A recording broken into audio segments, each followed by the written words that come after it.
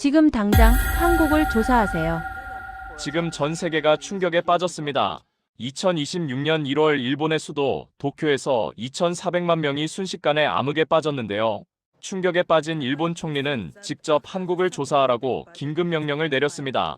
일본 경제산업성은 즉시 한국으로 출국했고 현장에서 발견한 것은 충격 그 자체였습니다. 일본이 발견한 사실은 전 세계 언론과 SNS에서 일파만파 퍼져나갔고 세계 최강 미국 에너지부 부차관까지도 직접 서울로 날아왔습니다. 심지어 하버드에서까지 한국에 대한 연구를 시작했다고 하는데요. 과연 일본과 미국이 한국 현장을 보고 깜짝 놀란 것은 무엇 때문이었을까요? 왜 일본은 70년간 실패했고 한국의 32년은 달랐을까요? 미국과 일본도 무릎 꿇은 충격적인 이야기 지금 시작하겠습니다. 그 전에 잠깐 1초 만에 누를 수 있는 좋아요 버튼을 꾹 눌러주시면 영상 제작에 아주 큰 힘이 됩니다.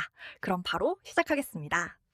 2026년 1월 어느 날 밤 제 휴대폰이 울렸습니다. 새벽 2시였어요.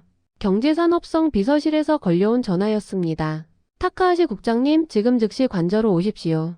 총리님께서 급히 찾으십니다. 저는 타카하시 켄지입니다. 경제산업성 에너지정책국 국장이에요. 도쿄대 전기공학과를 수석으로 졸업했습니다. MIT에서 박사를 받았죠. 경제산업성에서 30년을 일했어요.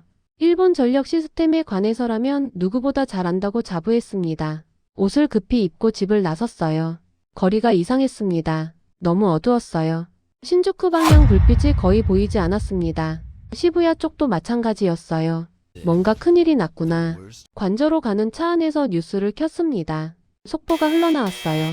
도쿄 전역 대규모 정전 사태, 2,400만 명 피해, 한파와 전력 수요 폭증이 겹쳤습니다. 게다가 동일본 50Hz, 서일본 60Hz 주파수 불일치 문제까지 터졌어요. 서일본에서 전기를 빌려오려 했지만 변환 설비 용량이 부족했습니다. 관저 회의실 문을 열었어요. 차가운 공기가 얼굴을 때렸습니다. 긴 테이블 주위로 익숙한 얼굴들이 앉아 있었어요. 사토 히로시 경제산업성 차관, 국토교통성 장관, 도쿄전력 사장, 모두 굳은 표정이었습니다. 다카이치 사나이 총리가 먼저 입을 열었어요. 피해액이 320억 달러야. 5조엔이 증발했어. 대체 뭐가 문제인 거지? 침묵이 흘렀습니다. 아무도 선뜻 대답하지 못했어요. 저는 손을 들었습니다. 총리님, 근본적으로는 동서 주파수 분리 문제입니다. 하지만 더 큰 문제가 있습니다. 모든 시선이 저를 향했어요. 송전 손실입니다. 일본의 송전 손실률은 6에서 8%입니다. 발전소에서 100을 만들면 92에서 94만 소비자한테 도달해요. 나머지 6에서 8은 중간에 사라지는 겁니다. 사토 차관이 끼어들었어요. 60대의 베테랑 관료였습니다. 타카하시, 그건 어느 나라나 마찬가지야. 물리법칙이잖아. 저는 고개를 저었어요. 아닙니다. 송전 손실을 획기적으로 줄인 나라가 있습니다. 회의실이 술렁거렸어요. 총리가 몸을 앞으로 기울였습니다. 어느 나라지? 저는 심호흡을 했어요. 이 말을 꺼내는 순간 비웃음을 살 거라는 걸 알았습니다. 한국입니다. 예상대로였어요. 사토 차관이 코웃음을 쳤습니다. 도쿄전력 사장이 고개를 절레절레 흔들었어요. 한국, 우리가 기술 지원해준 나라잖아. 지금 농담하는 거야? 저는 태블릿을 꺼내 화면을 띄웠습니다. 한국의 송전 손실은 2.8%입니다. 회의실이 조용해졌어요. 사토 차관이 눈썹을 찌푸렸습니다. 뭐라고? 2.8%요. 발전소에서 100을 만들면 97.2가 소비자한테 도달합니다. 우리는 92에서 94고요. 국제에너지기구 공식 통계입니다. 누구나 확인할 수 있어요. 도쿄전력 사장이 손을 내저었어요. 말도 안 돼. 그 숫자 조작한 거 아니야? 총리가 조용히 물었습니다. 타카하시 국장, 왜 한국은 손실이 그렇게 적지? 비밀이 뭔가? 저는 잠시 망설였어요. 220V입니다. 한국은 220V를 씁니다. 일본은 110V고요.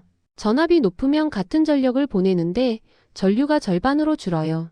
전류가 절반이면 손실은 4분의 1로 떨어집니다. 물리법칙이에요. 사토 차관이 비웃었어요. 그럼 우리도 220V로 바꾸면 되잖아. 뭐가 문제야? 저는 조용히 대답했습니다. 일본은 바꿀 수 없습니다. 회의실이 웅성거렸어요. 바꾸려면 1200조 엔이 필요합니다. 일본 국가 예산 10년치예요. 게다가 50년이 걸립니다. 어떤 총리도 시작하지 않을 겁니다. 그 순간 머릿속에 29년 전 기억이 스쳐 지나갔습니다. 1997년 12월 저는 25살이었어요. 재무성 신입 관료였습니다. 상사가 저를 불렀어요. 타카하시 한국 IMF 구제금융 조건 점검해야 해. 그 나라 경제 상황 직접 보고 와. 저는 김포공항행 비행기에 올랐습니다. 3시간 비행이었어요. 좌석에 앉아서 노트북을 펼쳤습니다. 한국 경제 자료를 훑어봤어요. 형편없었어요. 외환 보유고 바닥, 대기업 줄도산, 실업률 폭등. 비행기가 김포공항에 도착했을 때 창밖을 내다봤습니다. 낡은 공항이 보였어요. 화려함이라고는 찾아볼 수 없었습니다. 공항에 내리는 순간 싸늘한 공기가 코끝을 스쳤어요. 12월이었거든요. 사람들의 표정이 어두웠습니다. 서울로 가는 길 차창 밖으로 풍경을 봤어요. 공사가 중단된 건물들이 흉물처럼 서 있었습니다. 폐업한 가게들의 셔터가 줄지어 내려져 있었어요. 호텔에서 TV를 켰습니다. 뉴스에서는 연일 암울한 소식만 흘러나왔어요. 오늘 또 대기업 2곳이 부도 처리됐습니다. IMF가 추가 구조조정을 요구하고 있습니다. 실업자 수가 100만 명을 돌파했습니다. 저는 고개를 절레절레 흔들었어요. 이 나라는 끝났구나. 다음 날 재정경제부를 방문했습니다. 회의실에 들어섰는데 관료들의 얼굴이 죄다 초췌했어요. 눈 밑에 다크서클이 짙게 내려 앉아 있었고 양복은 구겨져 있었습니다. 밤새 일한 게 분명했어요. 관료들이 경제 현황을 설명했습니다. 목소리에 힘이 없었어요. 중간중간 한숨이 새어나왔습니다. 저는 속으로 생각했어요. 이 사람들 불쌍하긴 하네. 하지만 동정은 잠깐이었습니다. 일주일간 한국 곳곳을 돌아다녔어요.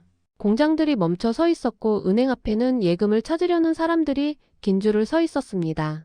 저는 모든 것을 기록했어요. 도쿄로 돌아와서 보고서를 썼습니다. 결론은 단순했어요. 한국 경제는 구조적 결함이 심각한. 회복에 최소 20년 이상 소요 예상.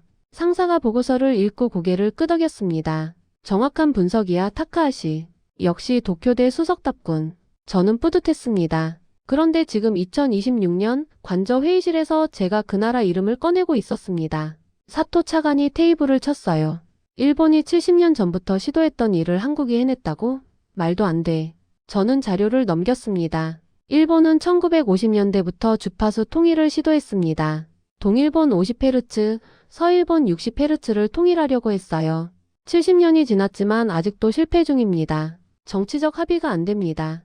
도쿄는 50헤르츠를 고집하고 오사카는 60헤르츠를 고집해요. 누가 비용을 부담하느냐, 어느 쪽 주파수로 통일하느냐. 결론이 안 나요.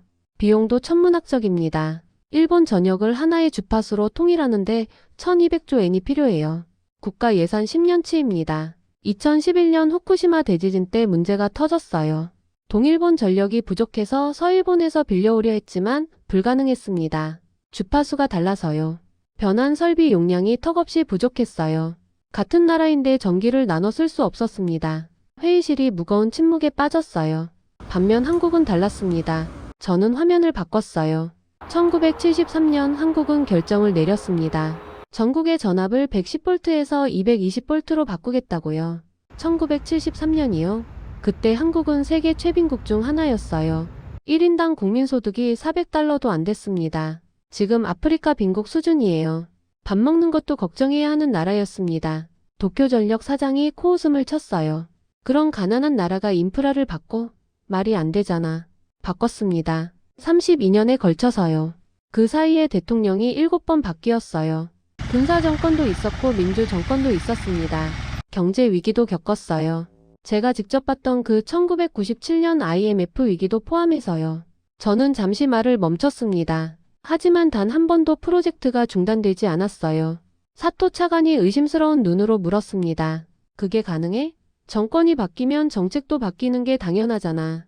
그래서 더 놀라운 겁니다. 한국은 그 32년 동안 현재 가치로 약 5조 엔을 투자했어요. 가난한 나라가 전체 예산의 상당 부분을 전압전환에 쏟아부은 겁니다. 왜요? 왜 그런 무리한 결정을 했을까요? 미래를 계산했기 때문입니다. 110V를 유지하면 당장은 돈이 덜 들어요. 기존 시스템 그대로 쓰면 되니까요. 하지만 매년 송전 손실이 누적됩니다. 10년 후에는 비용이 2배, 20년 후에는 4배가 됩니다. 한국은 계산했어요. 지금 5조엔을 쓰면 30년 후에 50조엔을 아낄 수 있다고요. 반대로 지금 안 바꾸면 30년 후에는 바꿀 수조차 없게 됩니다. 인프라가 너무 방대해져서 전환 자체가 불가능해지거든요. 지금 일본이 딱 그 상황입니다. 70년간 110V 인프라를 쌓아왔어요. 이제는 바꾸고 싶어도 못 바꿉니다. 총리가 조용히 물었습니다. 직접 확인해 볼 의향이 있나? 저는 고개를 끄덕였어요. 언제든지 갈 수 있습니다. 2주 후 저는 인천공항행 비행기에 올랐습니다. 29년 만에 다시 가는 한국. 1997년에 제가 끝났다고 선고했던 나라. 3시간의 비행이었어요.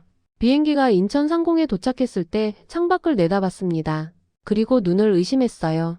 29년 전에는 없던 것이 보였습니다. 거대한 공항이었어요.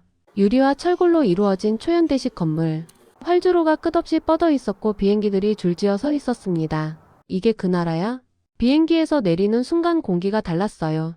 29년 전 싸늘하고 우울한 공기가 아니었습니다. 뭔가 활기찬 에너지가 느껴졌어요. 입국장을 걸어가면서 주변을 둘러봤습니다. 깔끔한 바닥, 밝은 조명, 세련된 안내판. 나리타 공항보다 나아 보였어요. 아니, 솔직히 말하면 훨씬 나았습니다. 한국전력에서 마중 나온 직원이 저를 기다리고 있었어요. 40대 초반 남자였습니다. 깔끔한 양복에 단정한 헤어스타일이었어요. 타카하시 국장님이시죠? 저는 한국전력 국제협력팀 박정훈 차장입니다. 일본어로 편하게 말씀하셔도 됩니다. 일본어가 유창했어요. 스탠포드에서 MBA 했습니다. 실리콘밸리에서 5년 일하다가 한국으로 돌아왔어요. 저는 놀랐습니다. 공항을 빠져나와 차에 올랐어요. 창밖으로 풍경이 스쳐 지나갔습니다. 29년 전과는 완전히 달랐어요. 고속도로가 깔끔하게 정비되어 있었습니다. 건물들이 반짝였어요. 새로운 건물들이 계속 올라가고 있었습니다. 박정훈 차장이 설명했어요. 이 고속도로가 인천공항 고속도로입니다. 공항 개항에 맞춰서 건설했죠. 공항이 언제 생긴 거죠? 2001년입니다. 제가 한국에 왔던 1997년, 그때는 이 공항이 없었어요. 김포공항으로 들어왔었죠. 낡고 좁았던 기억이 납니다. 그런데 불과 4년 만에 이런 공항을 지었다고요? IMF 위기 직후예요. 서울 시내로 들어서면서 더 놀랐습니다. 고층 빌딩들이 즐비했어요. 29년 전에는 분명 없었던 건물들이었습니다. 그런데 이상한 게 있었어요. 사람들의 표정이 달랐습니다. 29년 전에는 다들 고개를 숙이고 걸었거든요. 지금은 달랐어요. 사람들이 웃고 있었습니다. 저는 창밖을 바라보며 중얼거렸어요. 많이 바뀌었네요.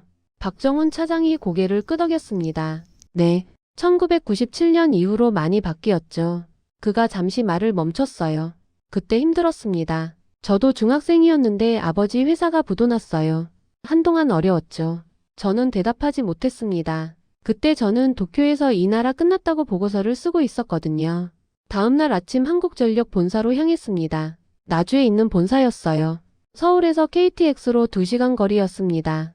KTX 이것도 29년 전에는 없었어요. 저는 좌석에 앉아서 창밖을 바라봤습니다. 시속 300km. 풍경이 빠르게 스쳐 지나갔어요. 일본 신칸센 기술을 배워간 나라라고 들었는데 지금은 자체 기술로 만들고 있다더군요. 나주에 도착해서 한국전력 본사 건물에 들어섰습니다. 현대적인 건물이었어요. 회의실로 안내받았습니다. 한국전력 담당자 5명이 저를 기다리고 있었어요. 김영수 송전 본부장이 먼저 인사했습니다. 50대 중반으로 보였어요. 멀리서 오셨습니다. 일본에서 관심을 가져주셔서 영광입니다. 브리핑이 시작됐습니다. 이정희 박사가 발표를 맡았어요. 40대 초반 여성이었습니다. MIT 박사라고 하더군요. 제 후배인 셈이었어요. 한국전력 시스템 현황을 설명드리겠습니다. 화면에 한국전력망 개요가 떴어요. 다음 슬라이드에서 눈이 번쩍 뜨였습니다. 송전 효율 데이터였어요. 화면에 큰 숫자가 떠 있었습니다. 97.2%. 저는 눈을 비볐어요. 다시 봤습니다. 97.2%. 발전소에서 만든 전기 100 중에서 97.2가 소비자한테 도달한다는 뜻이었습니다. 손실이 2.8%밖에 안 된다고요. 저는 손을 들었어요. 잠깐요. 이 숫자가 정확한 겁니까? 이정희 박사가 고개를 끄덕였습니다. 네, 작년 실적 기준입니다. 국제에너지기구에 보고한 공식 데이터예요. 일본의 송전 손실은 6에서 8%, 한국은 2.8%, 차이가 거의 3배였습니다. 측정 방식이 다른 겁니까? 계산 기준이 다른 건가요? 아니요. 국제 표준 방식 그대로입니다. 이정희 박사가 설명했어요. 다만 저희는 220V를 씁니다. 전압이 높으면 같은 전력을 보내는데 전류가 절반으로 줄어요. 전류가 절반이면 손실은 4분의 1로 떨어집니다. 물리법칙이죠. 물리법칙. 저도 MIT에서 배운 내용이었어요. 하지만 직접 숫자로 보니까 충격이었습니다. 김영수 본부장이 끼어들었어요. 타카하시 국장님, 숫자만 보시면 실감이 안 나실 겁니다. 직접 현장을 보시겠습니까? 저는 고개를 끄덕였어요. 한국전력 본사를 나와서 변전소로 향했습니다. 차로 30분 거리였어요. 변전소에 도착했습니다. 거대한 시설이었어요. 변압기들이 줄지어 서 있었고 굵은 케이블이 사방으로 뻗어 있었습니다. 안전모를 쓰고 시설 안으로 들어갔어요. 웅웅거리는 소리가 들렸습니다. 변압기가 작동하는 소리였어요. 김영수 본부장이 설명했습니다. 여기서 765kV를 345kV로 다시 154kV로 최종적으로 22.9kV로 낮춥니다. 그리고 가정에는 220V로 들어가죠. 원래 한국도 110V를 썼다면서요? 네, 1970년대까지요. 어떻게 바꾼 겁니까? 김영수 본부장의 표정이 진지해졌어요. 쉽지 않았습니다. 32년이 걸렸어요. 벤치에 앉아서 이야기를 나눴습니다. 1973년에 결정이 내려졌습니다. 전국의 전압을 110V에서 220V로 바꾸겠다고요. 1973년이면 한국이 아직 가난했을 때죠. 네, 1인당 국민소득이 400달러도 안 됐어요. 전기가 안 들어오는 마을도 많았습니다. 그런 나라가 왜 전압을 바꾸려고 했습니까? 미래를 계산했기 때문입니다. 당시 기획 관료들이 계산을 했어요. 110V를 유지하면 당장은 돈이 덜 들어요. 하지만 10년, 20년, 30년이 지나면 송전 손실이 누적됩니다. 지금 5조엔을 쓰면 30년 후에 50조엔을 아낄 수 있다는 결론이 나왔습니다. 반대로 지금 안 바꾸면 30년 후에는 바꿀 수조차 없게 된다는 것도요. 32년이 걸렸습니다. 그 사이에 대통령이 7번 바뀌었어요. 군사정권도 있었고 민주화도 됐고 IMF 위기도 겪었습니다. 그런데 한 번도 안 멈췄다고요? 네, 단 한 번도요.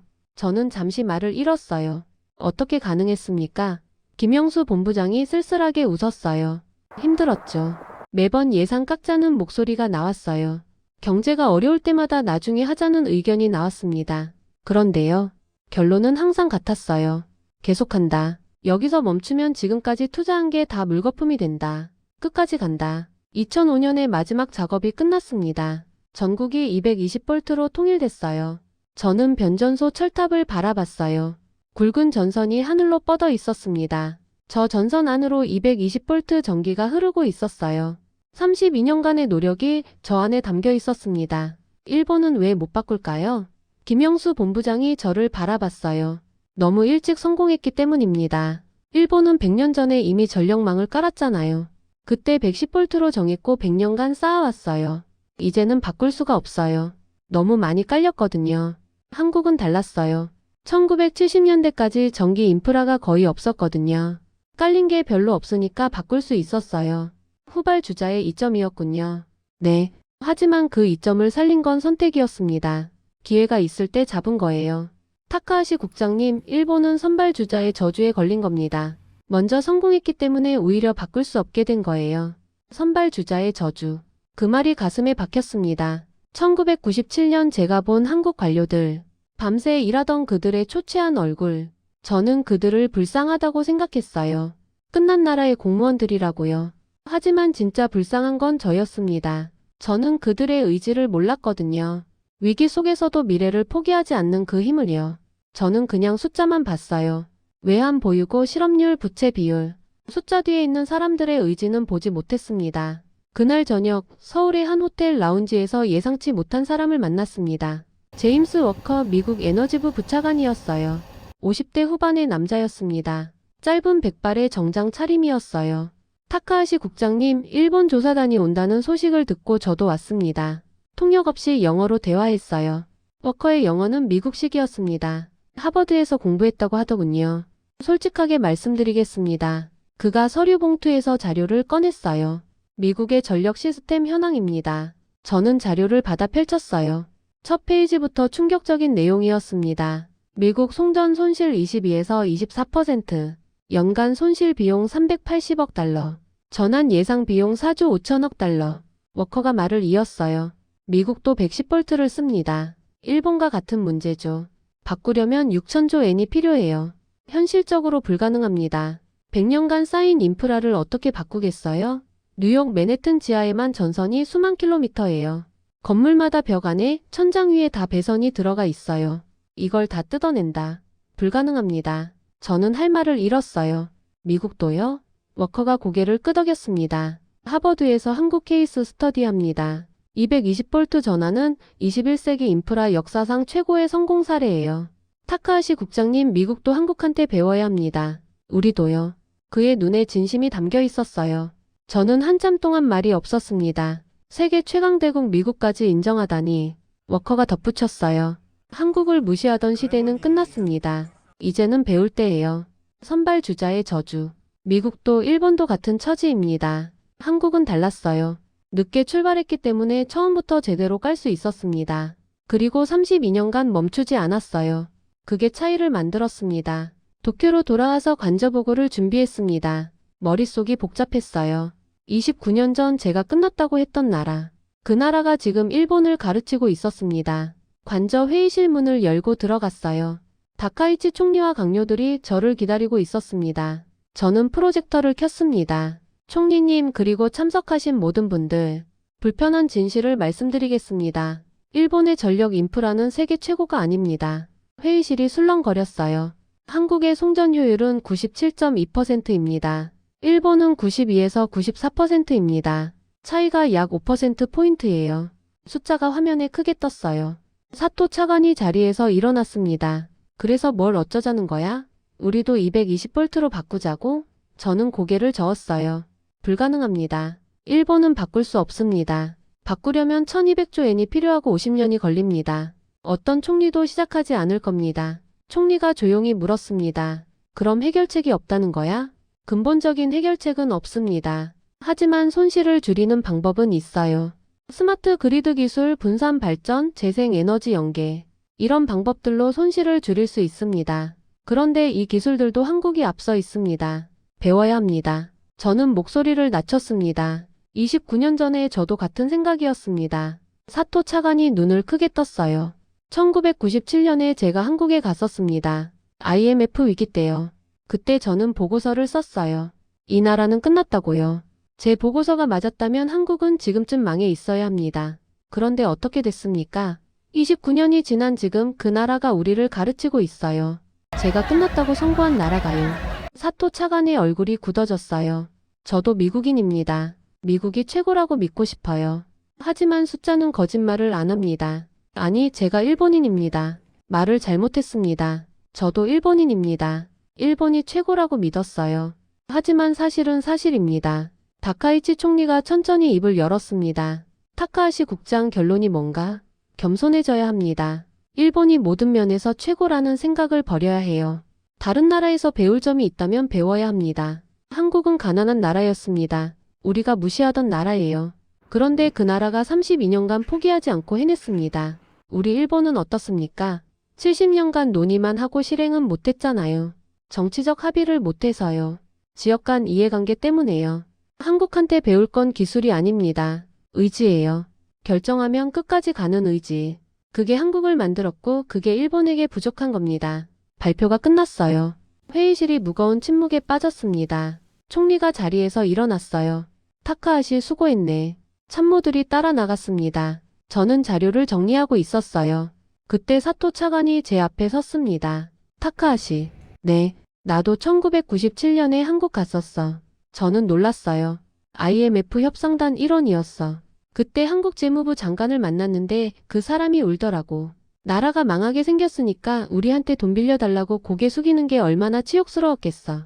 그때 나도 생각했어. 이 나라 끝났다고. 그런데 29년 지나니까 우리가 배워야 할 처지가 됐네.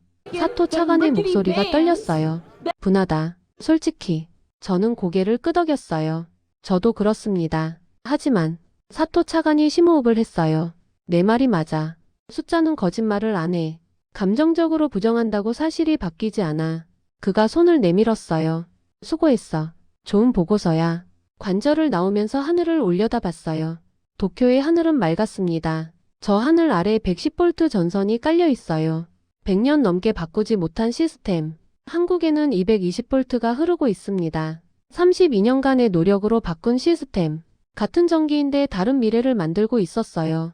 집으로 돌아와서 거실 소파에 앉았습니다. 벽에 있는 콘센트를 바라봤어요. 110V. 저 작은 구멍 뒤로 전기가 흐르고 있어요. 100년 전에 정해진 규격 그대로. 한국의 콘센트는 달라요. 220V. 둘 다 전기가 흐르지만 효율은 완전히 다릅니다. 저는 혼잣말을 했어요. 콘센트 하나에 국가의 운명이 담겨 있구나. 현재를 택할 것인가, 미래를 택할 것인가. 편한 길을 갈 것인가, 옳은 길을 갈 것인가. 32년간 멈추지 않을 의지가 있는가, 없는가. 한국은 선택했어요. 그리고 32년간 실행했습니다. 일본은 선택하지 않았어요. 70년간 미뤘습니다. 그 결과가 지금이에요. 1997년 12월 서울의 한 재정경제부 회의실. 밤새 일한 티가 역력했던 관료들. 눈 밑에 다크서클이 짙게 내려 앉아 있었고 양복은 구겨져 있었습니다. 경제 현황을 설명할 때 목소리에 힘이 없었어요. 중간중간 한숨이 새어나왔습니다. 저는 속으로 생각했죠. 이 사람들 불쌍하긴 하네. 그리고 도쿄로 돌아와서 보고서를 썼어요. 이 나라는 끝났다. 상사가 칭찬했죠. 정확한 분석이야. 저는 뿌듯했어요. 제 판단이 인정받았으니까. 그런데 지금은요. 29년이 지난 지금 그 끝난 나라가 우리를 가르치고 있어요.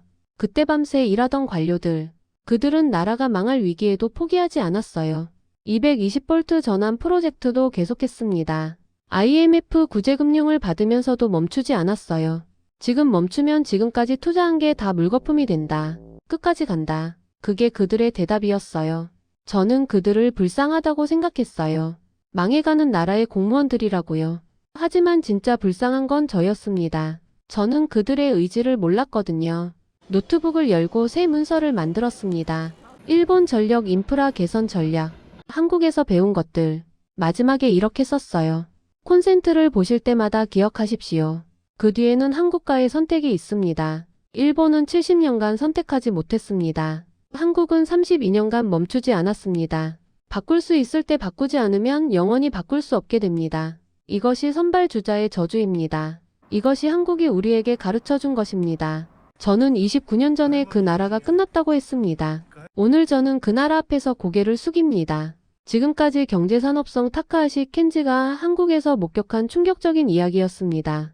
오늘 집에 돌아가시면 콘센트를 한번 바라봐 주세요. 그 안에 32년간 멈추지 않은 대한민국의 의지가 흐르고 있습니다. 이 이야기가 마음에 남으셨다면 주변에 공유해 주세요. 작은 자부심이 큰 힘이 됩니다. 구독과 좋아요도 부탁드립니다. 지금까지 감성창고였습니다. 감사합니다.